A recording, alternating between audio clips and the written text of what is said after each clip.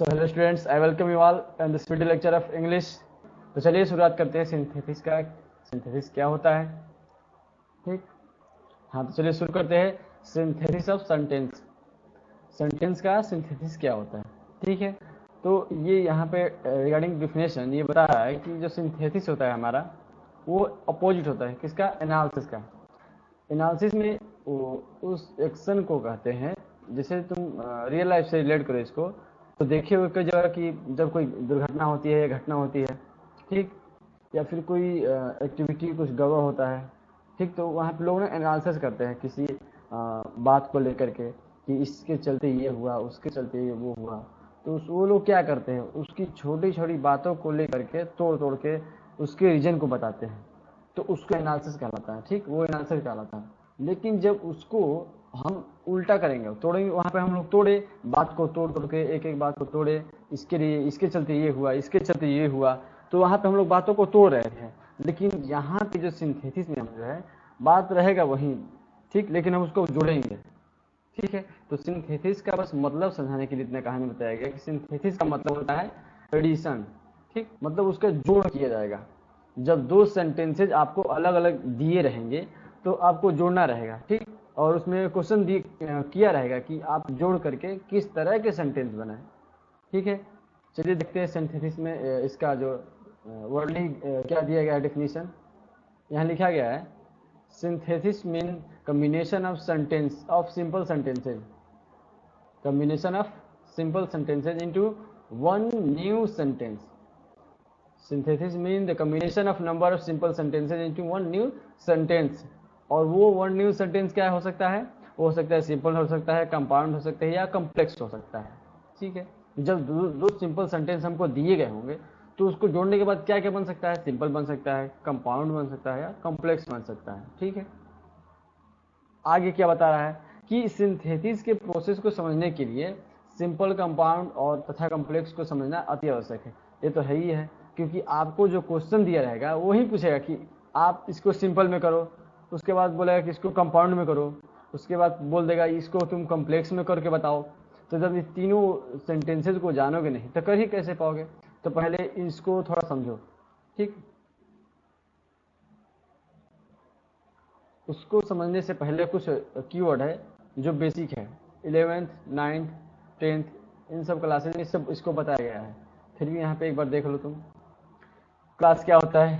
शब्दों का ऐसा समूह जिसमें एक सब्जेक्ट और एक प्रेडिकेट हो, क्लास कहलाता है। मतलब एक जिसमें सब्जेक्ट हो और प्रेडिकेट हो, सिंपल फंड है, कुछ ज्यादा इसमें कुछ नहीं है। प्रिंसिपल क्लास क्या कहलाता है? वह क्लास जिसका अर्थ अपने आप क्लियर हो जाए, प्रिंसिपल क्लास कहलाता है। ठीक है, जिसका मीनिंग जो है इट सेल्फ क्लियर हो जाए, उसको समझने के लिए किसी दूसरी बात को ना कहना पड़े, बस वो सेंटेंस कह दिया जाए आपसे, आप उसको समझ जाए। ठीक है, उसी तरह सबऑर्डिनेट क्लास क्या होता है हमारा? सबऑर्डिनेट क्लास बोला है the clause that is depends on principal clause for completing the meaning. जो कंप्लीट मीनिंग करने के लिए किस पे डिपेंड करता है? प्रिंसिपल क्लास पे डिपेंड करता है। ठीक है, ये पहले का कीवर्ड है, आप 11th में पढ़े होंगे, 10th में पढ़े होंगे। ठीक है, वो सब है, थोड़ा सा रिकॉल कर दिए उसको हम, ताकि यदि आगे आए तो उसको दिमाग में बढ़ जाए कि इसका मतलब क्या होता है। ठीक है, चलिए आगे चलते हैं। On the basis of structure there are 3 types of sentences. वही सेंटेंस हम लोग पढ़ रहे हैं जो अभी ऊपर डेफिनेशन में बताया गया, थोड़ा सा ये आपको जानना बहुत जरूरी है। ठीक है, बोल रहा है पहला है हमारा देखो एक चीज देखो, हम लोग पढ़े थे पहले नरेशन में कि on the basis of meaning there are 5 types of sentences. वहां पे हम लोग पढ़े थे कि 5 तरह के सेंटेंस होते हैं, लेकिन कब? मीनिंग के बेस पे, उसके अर्थ निकल रहा है उसके बेस पे हम लोग उसको डिवाइड किए थे 5 तरह से। जबकि हम यहाँ पे क्या कर रहे हैं, उसके स्ट्रक्चर के रिगार्डिंग उसको हम डिवाइड कर रहे हैं 3 पार्ट में, सिंपल, कंपाउंड और क्या है, कम्प्लेक्स। 3 तरह से। ये किसके बेस पे है? उसके बनावट के बेस पे है, जबकि वो हम लोग क्या था, स्ट्रक्चर मीनिंग के बेस पे था। ठीक है, आगे समझते हैं क्या दिया गया है कि सिंपल सेंटेंस क्या होता है, ये बता रहा है। Simple sentence the sentence in which one subject in one finite verb which present known as simple sentence. Simple sentence कैसे पहचानोगे? जिसमें एक सब्जेक्ट होगा और एक फाइनाइट वर्ब होगा। फाइनाइट वर्ब पता है, ये भी बेसिक्स है, 9th में पढ़ाया जाता है, 10th में पढ़ाया जाता है, नहीं जानते हो जान लो। फाइनाइट वर्ब वो होता है जो सब्जेक्ट और सेंटेंस के टेंस के रिगार्डिंग चेंज हो जाता है, उसी को फाइनाइट वर्ब कहते हैं। फाइनाइट वर्ब समझ लो, यहाँ पे देखो, यहाँ पे सब्जेक्ट है हमारा, ये हमारा क्या हो गया, फाइनाइट वर्ब हो गया। ये हमारा क्या है, सिंपल सेंटेंस है। सिमिलरली यहाँ पे क्या है, हमारा सब्जेक्ट हो गया, ये क्या हो गया हमारा फाइनाइट वर्ब हो गया, ठीक है। यहाँ भी सब्जेक्ट हो गया, ये फाइनाइट वर्ब हो गया। तो ये क्या है, हमारा सिंपल सेंटेंस है। पहचान लिए कैसे हुआ? देखो अब कैसे बताया फाइनाइट वर्ब को, समझो यहाँ पे। जैसे राम है यहाँ पे और ये प्ले है, तो प्ले का प्लेज लगा है क्योंकि सिंगुलर पर्सन है, सब्जेक्ट है। लेकिन यहीं पे दे हुआ है जो, उसको क्या कर दिया गया, प्ले कर दिया गया है। मतलब वो वर्ब जो सब्जेक्ट के रिगार्डिंग बदल जाए उसको हम क्या कहते हैं, उसी को कहते हैं फाइनाइट वर्ब, ठीक है। फाइनाइट वर्ब क्या होती है, मेन वर्ब होती है। तो मेन वर्ब का ही तो बनता है first form, second form, third form, क्योंकि वो क्या है, टेंस के रिगार्डिंग बदल जाते हैं ये इस तरह के वर्ब जो होते हैं, ठीक। और नॉन फाइनाइट क्या होते हैं, नॉन फाइनाइट वर्ब वो होते हैं जो टेंस और सब्जेक्ट के रिगार्डिंग नहीं बदलते हैं। जैसे स्विमिंग इज माई हॉबी, ठीक, मतलब तैरना मेरी आदत है। तो स्विमिंग जो है कभी बदलेगा ही नहीं, इसको तुम पास्ट में लेकर जाओ तो स्विमिंग वाज माई हॉबी, जो स्विमिंग है वो थोड़ी बदल, तो वैसे वैसे ही है, ठीक, वैसे का वैसे है। लेकिन जब तुम इसको प्ले, देखो प्लेज है यहाँ पे, तो प्ले कर दिए हो, मतलब ये वर्ब जो है बदल रहा है, ठीक है। इसको क्या करें हम, फाइनाइट कहेंगे। आगे चलते हैं, देखते हैं क्या दिया गया है। नेक्स्ट हमारा जो आता है कंपाउंड सेंटेंस। कंपाउंड सेंटेंस क्या होता है, ये बहुत बेसिक्स है। यदि ये नहीं जान पाओगे तो तुम नहीं कर पाओगे सिंथेसिस, क्योंकि ये जो तीनों सेंटेंसेज है इसी में आपको घुमाया जाएगा। कभी ये बोलेगा करने के लिए, कभी दूसरा बोलेगा, कभी तीसरा बोलेगा, ठीक। तो कंपाउंड सेंटेंस बोल रहा है the sentence which is made up of two or more than two principal clause known as compound sentence and these are connected with coordinating conjunction. मतलब ये हुआ कि इस तरह के सेंटेंसेस दो या दो से अधिक प्रिंसिपल क्लास से मिलकर बने होते हैं। प्रिंसिपल क्लास मतलब उसको पढ़ने के बाद आपको ये मतलब नहीं फील होगा कि आपको किसी दूसरे सेंटेंस की जरूरत है, कि अब दूसरा कोई सेंटेंस आए ताकि इसका अर्थ जो है कंप्लीट हो पाए, जरूरत ही नहीं पड़ेगी, ठीक। वो इटसेल्फ मीनिंग जो है क्लियर कर देगा, ठीक। उसी को हम कहते हैं प्रिंसिपल क्लास। और इसमें क्या पहचानोगे कंपाउंड सेंटेंस में, इसमें दो प्रिंसिपल क्लास होंगे और दोनों का मीनिंग इटसेल्फ क्लियर हो जाएगा। समझते हैं एग्जाम्पल के थ्रू। अब थोड़ा एक टिक टाइप का है, ये बता रहा है कोऑर्डिनेटिंग कंजंक्शन जो है यहाँ पे, ये बोल रहा है कि ये जो प्रिंसिपल क्लास दो आएंगे तो कैसे भी तो जुड़े होंगे, तो जुड़े कैसे होंगे, बोल रहा है कोऑर्डिनेटिंग कंजंक्शन के साथ ही जुड़े होंगे वो लोग। तो कोऑर्डिनेटिंग कंजंक्शन होते क्या है, तो ये फैन बॉयज, ये ट्रिक है या फिर अपना याद करने का ये तरीका समझो, उससे याद करो। कोऑर्डिनेटिंग कंजंक्शन क्या होते हैं, फैन बॉयज याद करो। एफ फॉर क्या होता है, एफ फॉर फॉर होता है। कोऑर्डिनेटिंग कंजंक्शन एक क्या हो गया हमारा, फॉर हो गया। उसी तरह ए फॉर एंड हो गया, एक कोऑर्डिनेटिंग कंजंक्शन हमारा एंड हो गया। उसी तरह N for nor, B for but, O for or, and Y for yet, and so for, S for so. तो इस ये जो है हमारे 7 टाइप के हमारे कोऑर्डिनेटिंग कंजंक्शन है।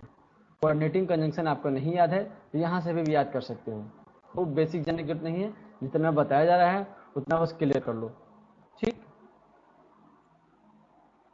तो यहाँ पे थोड़ा देखें एग्जाम्पल के एग्जाम्पल देखते हैं, उसके बाद समझते हैं कि क्लियर हो रहा कि नहीं कुछ। देखो फार दिया गया है, हमारा कोऑर्डिनेटिंग कंजंक्शन है।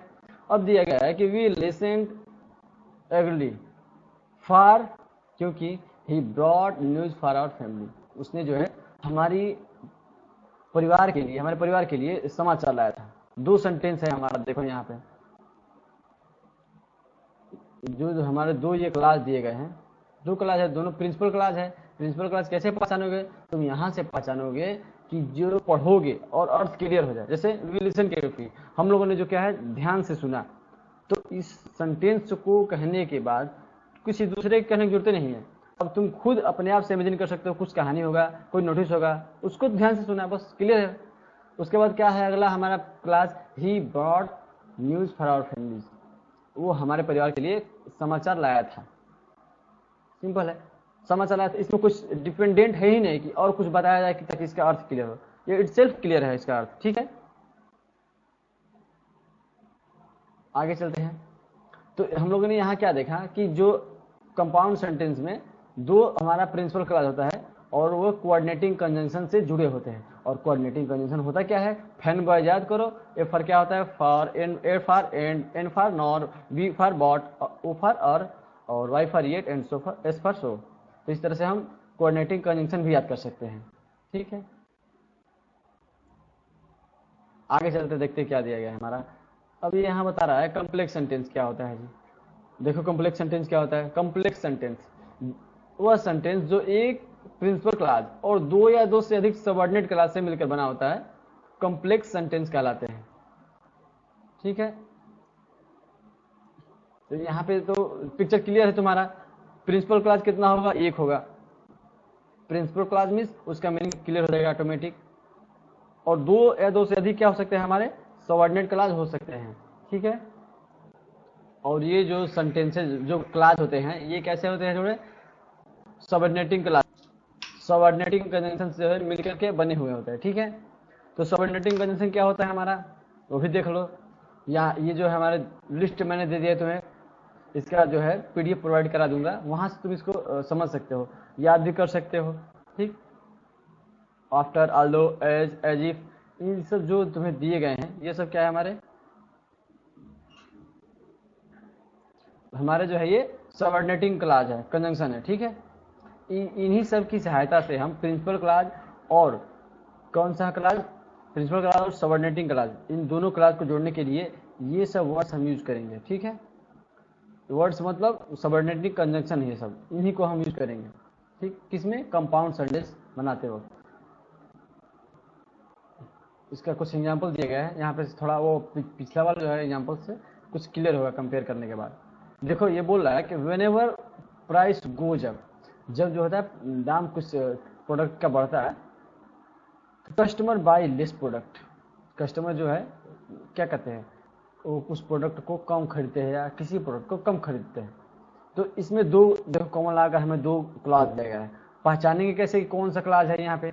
तो यहाँ पे तुम देखोगे कस्टमर बाय लेस प्रोडक्ट दिया गया है और व्हेनेवर प्राइस गोज अप, ये कह रहा है कि जब दाम बढ़ता है, ये कहकर कोई मान लो तुमसे चला गया, तो तुम अब उसके आगे पीछे क्या सोचोगे, कुछ समझ नहीं पाओगे क्या क्या हुआ। जब प्राइस मान लो बोला कोई, जब दाम बढ़ता है तो उसके आगे पीछे क्या सोचोगे, कुछ समझ नहीं आ रहा है, क्या बढ़ता है, किसको बढ़ता है, कैसे बढ़ गया, क्या कुछ मीनिंग नहीं निकल रहा है। लेकिन जब ये कोई कह करके जाएगा कि लोग या कस्टमर कम सामान खरीदते हैं, कस्टमर कम सामान खरीदते, तो इसका मीनिंग पूरा फुल हो गया कि हाँ सही बात है। इसके ये इसके बारे में बात कर रहा है कि वो मौसम के चलते कम खरीदते हैं या उनका हॉबी है। तो इसमें कोई इंडिपेंडेंट नहीं है, पूरा डिपेंडेंट मतलब इंडिपेंडेंट है, पूरा क्लियर है इसका मीनिंग कि हाँ कस्टमर जो है सामान जो है कम खरीदते हैं। ठीक, तो ये हमारा क्या हो गया, प्रिंसिपल क्लॉज हो गया। ठीक, जबकि ये जो हमारा है सबऑर्डिनेटिंग क्लॉज है, सबऑर्डिनेटिंग क्लॉज है, क्योंकि क्या है, ये इस पे डिपेंड है। ठीक, इसके बिना ये कंप्लीट ही नहीं हो पाएगा। ठीक, जब इसको लेगा तब इसका मीनिंग कर पाएगा। जैसे अब इसको कंबाइंड करके हम बोल रहे हैं whenever price goes up customer bye less products, जब प्राइस अधिक होता है तो जो कस्टमर जो है प्रोडक्ट को कम खरीदते हैं। तो अब इसका जो है तुम देखोगे कि मीनिंग जो है क्लियर हो रहा है। कब कम खरीदते हैं लोग, जब प्राइस गोज अप, प्राइस अधिक होता है तब खरीदते हैं। तो ये सेंटेंस जो है हमारा किस पे डिपेंडेंट है, इस पे डिपेंड है, तब इसका मीनिंग निकल पाएगा। ठीक, ये जो है हमारा इस पे डिपेंड है, तब इसका मीनिंग निकल पाएगा क्लियर कि कहना क्या चाह रहा है ये। ठीक, तो इसीलिए क्या है, हमारा सबऑर्डिनेटिंग क्लास है और ये क्या हमारा प्रिंसिपल क्लास है। ठीक, पहचानो कैसे, तुम पढ़ोगे सेंटेंस को और वहां से तुम्हें क्लियर हो जाए मीनिंग।